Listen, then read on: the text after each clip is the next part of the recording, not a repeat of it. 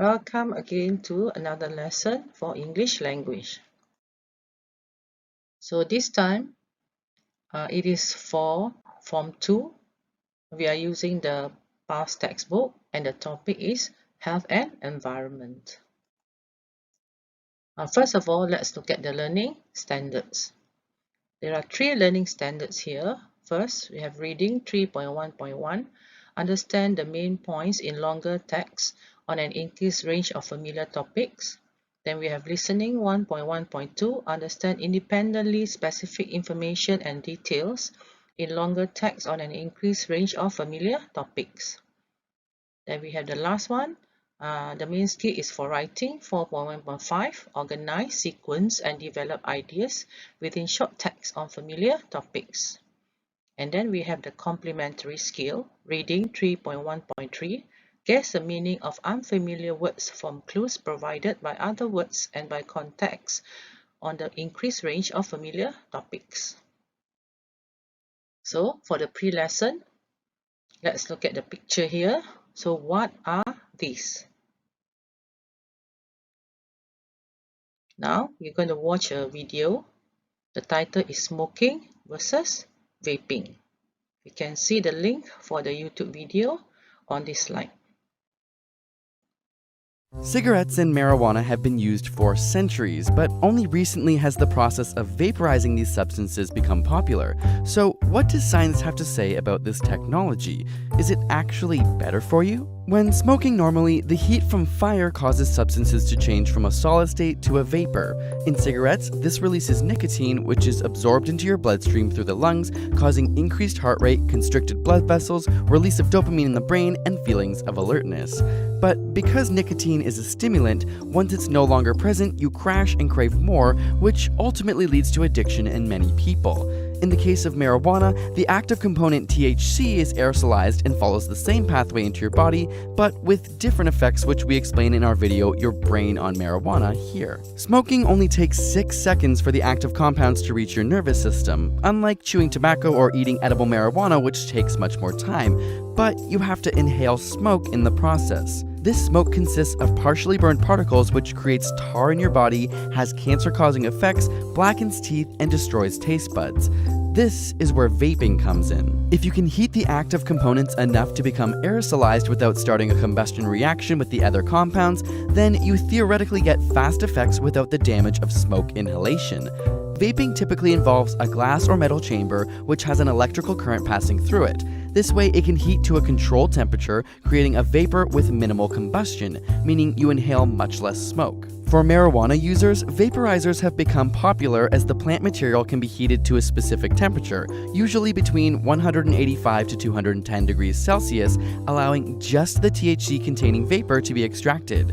For e-cigarettes, using a liquid solution instead of dried tobacco has become popular.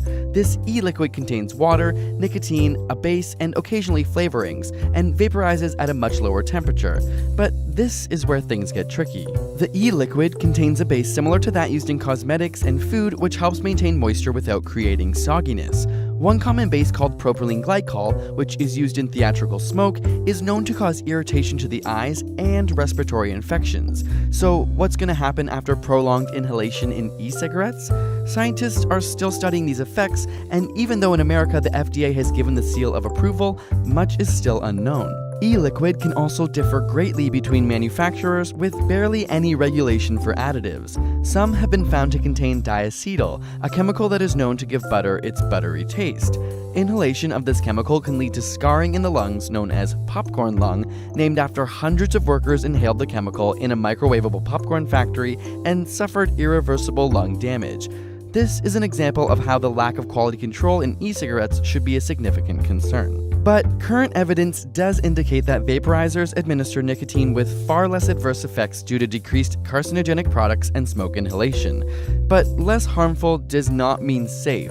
E-cigarettes with added flavoring, such as blueberry or grape, have been found to contain other harmful chemicals, and secondhand smoke is still an issue. Exhaled particles from vaporizers known as ultrafine particles are known to affect pulmonary health. Others are worried that because these e-cigs are deemed healthier, that they're becoming more appealing for young people. A study reported that continued use of e-cigarettes for teens in grades 6 to 12 had increased from 6% to 20% over 3 years.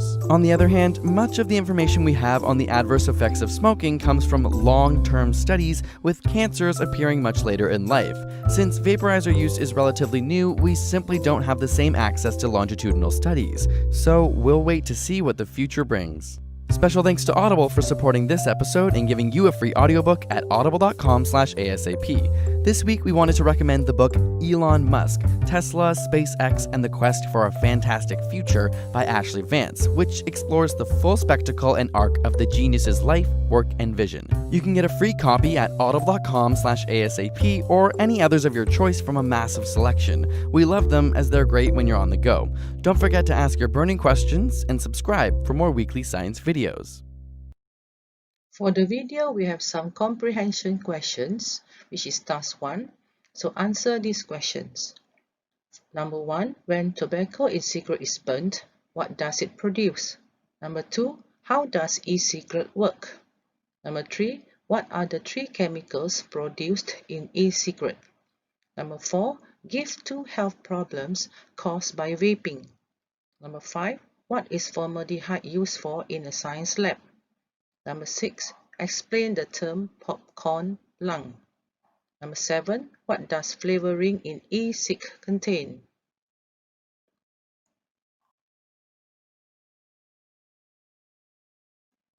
Next, students can write the answers in the Google form. So you can create a Google form, or you can ask the pupils to answer in their exercise books. Okay, next we are going to move on. This will be reading. For the reading lesson, first of all, let's look at the photo. And can you guess what had happened to this girl? So there is a photo of a girl here. Okay, so you have to do some research which involves reading. So the question is, who is Simon Herman? Do some reading online about this person and fill in the chart. So there is a chart here. Pupils, you have to read this article. So the link is given below here. And if you click on the link or type the URL, so this is how the page will look like for your reading. So the title of the article is Teen who was put on life support for vaping says, I didn't think of myself as a smoker.